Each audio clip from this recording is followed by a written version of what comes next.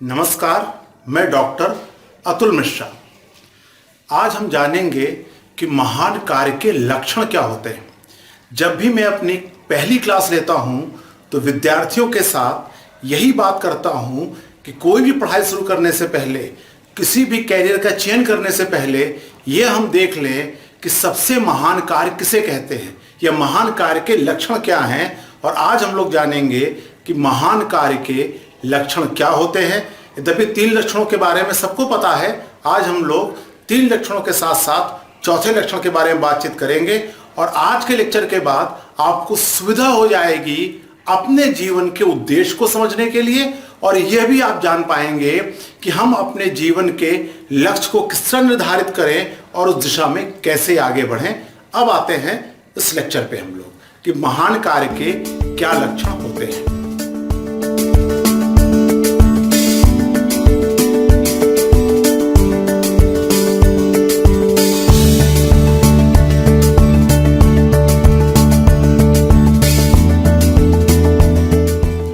देखा जाए तो इस दुनिया के बारे में लाखों करोड़ों वर्षों पहले इस जीव सृष्टि की शुरुआत हुई और होते होते आज हम लोग पृथ्वी पर हैं।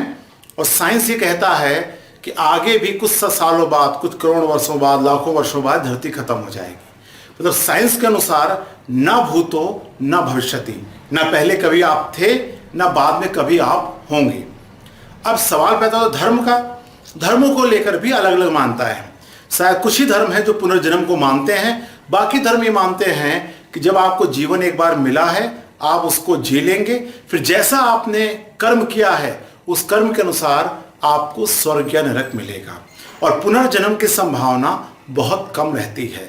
तो कहने का अर्थ ये है, ऐसा नहीं है कि मैं आपको डरवा रहा हूँ, लेकिन मैं सिर्फ ये कहना चाह रहा हूँ, अगर हम इस बिंदु पर आए कि जब जीवन एक ही मिला है तो इसको कैसे जिया जाए, किस जीवन को हम अच्छा जीवन कहेंगे, यह सवाल सदियों से उठता रहा है। मनुष्य ने जब सोचना शुरू किया होगा तब भी उसके दिमाग में आता होगा कि हम कैसे जिए, किस कार्य को महान कार्य कहेंगे। तो इसकी कोई लिस्ट नहीं बनाई जा सकती। अलग अलग धर्मों ने अलग अलग चर्चा किया है, अलग अलग संत अलग अलग मार्ग दिखाते हैं, लेकिन यहाँ पर मैं एक कॉमन बात कर रहा हूँ कि किन कार्यों को हम महान कह सकते हैं। आइए पहले पे आते हैं। पहला लक्षण यह है कि जिसे मैं 4 लक्षण नहीं मान रहा हूं, मैं इसे कह रहा हूं 4 अलग अलग तरह के कॉन्सेप्ट हैं महान कार्यों को लेकर। पहला कॉन्सेप्ट जो सबसे ज्यादा लोकप्रिय है वो कॉन्सेप्ट ये है, कुछ ऐसा करके जाओ कि दुनिया याद रखे। अब यहां पर दुनिया याद रखने का मतलब ये नहीं है कि आप कुछ गलत काम कर डालो। जैसे अभी कुछ समय पहले यूरोप में एक पति पत्नी ने कुछ मिलकर एक हवाई जहाज गिराने का प्लान कर दिया, गिरा दिया। उनसे पूछा गया, भाई आपने ऐसा क्यों किया? उन्होंने कहा हमने इसलिए ऐसा किया ताकि दुनिया याद रखे। ऐसा नहीं कि आप निगेटिव काम या रावण को सब लोग याद रखें या बहुत सारे लोग हत्या कर दो, मैं इसलिए करना चाह रहा हूं दुनिया याद रखे। यहाँ दुनिया याद रखने का मतलब ये है कि आप कुछ भी ऐसा करो जिससे दुनिया आपके प्रति सकारात्मक रहे, लोग कहें कि यार क्या आदमी था, उसने इतने अच्छे अच्छे काम करे। तो ये पहला लोकप्रिय कॉन्सेप्ट आता है। पूरी दुनिया में जितने भी महान लोग हैं उन महान लोगों की जो पहली शर्त यह मानी गई कि वो कुछ ऐसा करके गए कि उसे पूरी दुनिया याद रख रही है। लेकिन ये पहली शर्त है। अगर हम दूसरे विचार करें, एक उपन्यास है। उपन्यास जो शुरू होता है वो एक समस्या शुरू होता है। एक व्यक्ति है जिसने 10 साल पहले एक हत्या की है, कोई नहीं जानता उसने हत्या की है। वो 10 साल बाद थाने पहुंचता है और थाने पहुंच के कहता है कि मैं अपना गुनाह कबूल करता हूं। अब इंस्पेक्टर हो क्या कहता है, तुम्हें पता है तुम क्या करने जा रहे हो? यदि अभी मैंने तुम्हारी रिपोर्ट लिख ली तो तुम्हें फांसी हो सकती है, तुम क्यों मरना चाहते हो? तो जवाब देता है ताकि मेरा जीवन धन्य हो सके। इसका मतलब क्या है कि दुनिया जाने ना जाने। इंस्पेक्टर कहता है जब दुनिया जान रही है नहीं जान रही है तो तुम्हें फर्क क्या पड़ रहा है? तो उसने कहा दुनिया जाने ना जाने, मैं तो अपने को देख रहा हूं। मैं तो जब भी अपने शीशे के सामने खड़े होकर देखता हूं तो मुझे अपना गुनाह याद होता है। तो मेरे जीवन की महत्ता, धन्यता इस बात में है कि मैं अपने नजरों में ना गिरूं। पहला क्राइटेरिया क्या कह रहा था? कुछ काम ऐसा करके जाओ कि दुनिया याद रखे। और दूसरा जस्ट अपोजिट, कि दुनिया याद रखे ना रखे, हम अपनी नजरों में क्या है। इसलिए देखिए बहुत सारे लोग गुमनाम तरीके से लोगों की मदद करते हैं। वो ये नहीं पता लगने देते कि मदद किसने की। उसके पीछे कारण क्या रहता है? वो अपनी नजरों में महान बनना चाहते हैं। तो अब देखिए, दो क्राइटेरिया मिल गए महान कार्यों के, एक दुनिया याद रखे और दूसरा आप अपनी नजरों में क्या है। इसके अलावा एक तीसरा क्राइटेरिया भी आता है, वो आता है कि जब आपको जीवन जीते जीते ये महसूस हो जाए कि आप में जो क्षमता थी वो आपने अभिव्यक्त कर दी है, या जिस काम को आप करने आए थे आपने कर लिया है। इसे अच्छी भाषा में कहा जाता है, जब आपको जीवन में संपूर्णता का एहसास होने लगे, जब आपको कंप्लीटनेस नजर आने लगे, तब आपको मान लेना चाहिए कि अब आपका जीवन धन्य है और आपने अपने जीवन में महान कार्य किया है। जैसे इसमें एक सच्चिदानंद हीरानंद वात्स्यायन अज्ञे का बहुत प्रसिद्ध उपन्यास है नदी का दीप, कभी मौका मिले तो आपको पढ़ना चाहिए। उसमें एक मोड़ पर उस उपन्यास की नायिका कहती है, आज मेरे में फुलफिलनेस है, आज मेरे में कंप्लीटनेस है, आज मैं मर भी जाऊं तो मुझे मरने का अफसोस नहीं होगा। तो ये एक आपको चिन्ह मिलता है, कंप्लीटनेस। जब आपको लगे जो आप काम करने आए थे आपने कर दिया है, तो संपूर्णता का एहसास। भारतीय परंपरा में से अलग अलग ढंग से व्याख्यात किया गया है। राम लक्ष्मण भरत शत्रुघ्न के बारे में कहा जाए, जब उनको ये लगा कि उन्होंने अपना कार्य पूर्ण कर लिया है, तो उनके लिए उन्होंने कहा कि अब उनको जीवन से वो अलग हो गए। यहां मैं ये नहीं कह रहा हूं कि जब आपके कार्य पूर्ण हो जाए, आपको एहसास होने लगे तो आप जीवन से मुक्त हो जाएंगे। ये एक तरीका है आपके जीवन के मूल्यांकन का। तो हमें तीन तरीके मिल गए। वो पहला तरीका दुनिया याद रखे, दूसरा तरीका हम अपनी नजरों में क्या है, तीसरा तरीका जब आपको महसूस हो जाए कि आप जो काम करने आए थे आपने कर दिया और इस जीवन की सार्थकता आपको मिल गई है, तब भी आपका जीवन महान कार्यों के श्रेणी में आ जाएगा।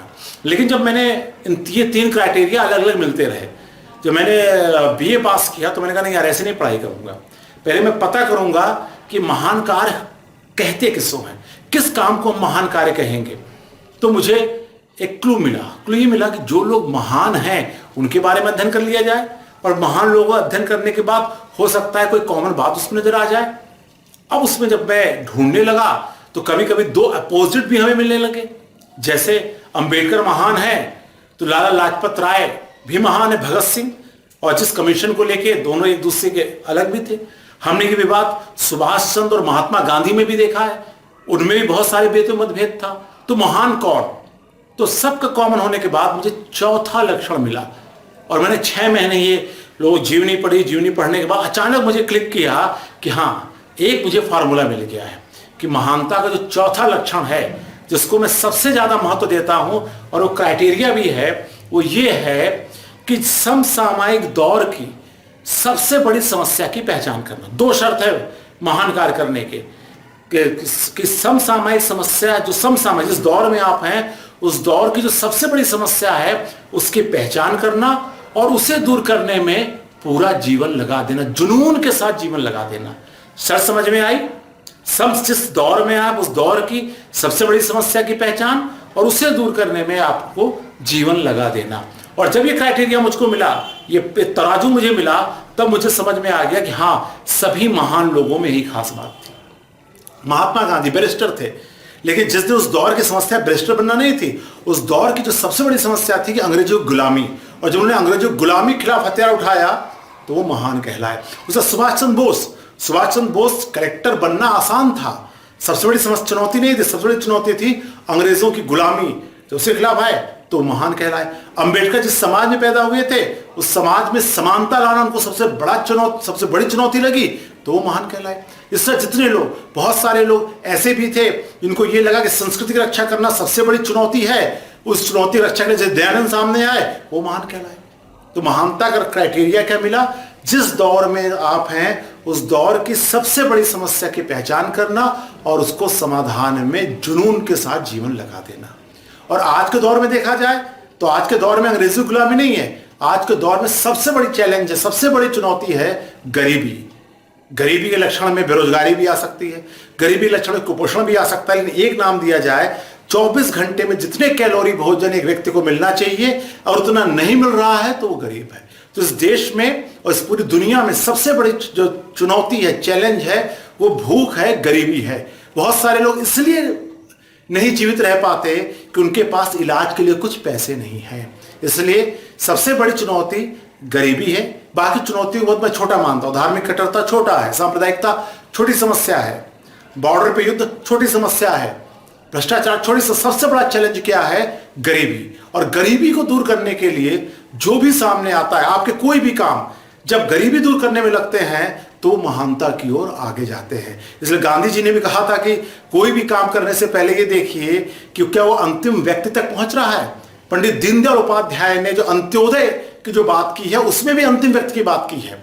तो इस तरह जो भी व्यक्ति आज के दौर में, मेरा मानना है कि महान कार्य का जो चौथा लक्षण है, जो जिसे मैं कहता हूं सबसे महत्वपूर्ण लक्षण ये है कि आप कोई भी काम करें उस कार्य का जो अंतिम निष्कर्ष आना चाहिए वह दुनिया से गरीबी दूर करने का आना चाहिए, लोगों के जीवन को ऊपर उठाने जो मदद करे वो महान कार्य होता है। इसलिए आपसे भी अंत में मैं प्रश्न पूछूं कि आप जो कार्य कर रहे हैं क्या उसमें कहीं ये आ रहा है कि आपके इस काम से अंतिम व्यक्ति का भला हो सकता है? अगर उत्तर आप में हाँ में है तो आप चाहे ना चाहे आप महान कार्य की ओर बढ़ रहे हैं। कभी आप समाज में भी देखेंगे, समाज भी सम्मान उसी अकॉर्डिंग करता है। कभी हम सब इनका सम्मान जिसका भी ज्यादा है उसमें एक लक्षण कॉमन है, वो ये कि उसका जो कार्य है, उसका जो काम है वह लोगों को ज्यादा सुखी बनाने में, उनकी गरीबी दूर करने में मदद कर रहे हैं। और यही अंतिम क्राइटेरिया है और अंतिम लक्ष्य भी है किसी भी काम को करने का। अगर आप इसको अपने जीवन में, अपने कार्यों का लक्ष्य बना ले, भले कभी कभी आपने देखा होगा कुछ लोगों का व्यवसाय ऐसा है, आजीविका का साधन ऐसा है कि उनका वह काम उस लक्ष्य को नहीं जा रहा है, तो वो पार्ट टाइम अलग से कुछ दान करते हैं, पुण्य करते हैं, लोग समाज सेवा करते हैं। अगर ये आप कर रहे हैं तो आप सही मायने में महान कार्य कर रहे हैं। भले वह काम बहुत छोटा हो, छोटा होने के बावजूद यदि किसी एक की भी समस्या सॉल्व कर रहा है तो महानता के अंतर्गत आ सकता है।